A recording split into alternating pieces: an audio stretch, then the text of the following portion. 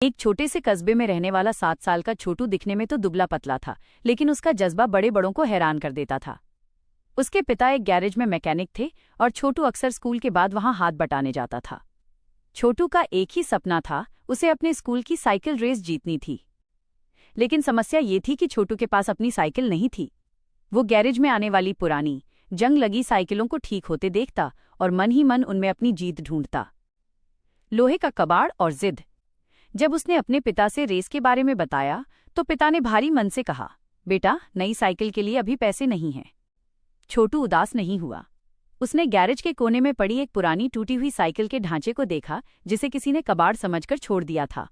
उसने तय किया कि वो अपनी साइकिल खुद बनाएगा। अगले 1 महीने तक छोटू ने खेलकूद छोड़कर गैरेज के कचरे से टायर, चैन और पैडल इकट्ठा किए।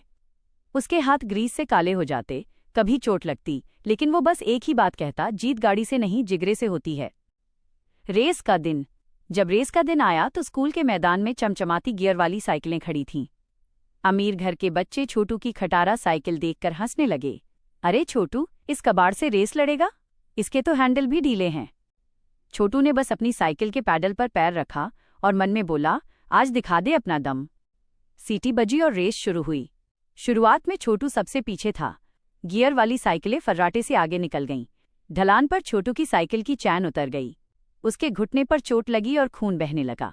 सबने सोचा, छोटू अब हार मान लेगा। आखिरी जोर। तभी उसे अपने पिता की बात याद आई, काम कोई भी हो, अधूरा मत छोड़ना।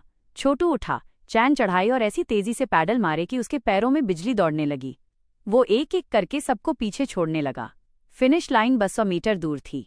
उसका शरीर थक चुका था, सांस फूल रही थी, लेकिन उसकी आंखों में सिर्फ वो तिरंगा झंडा था जो जीत की रेखा पर लगा था।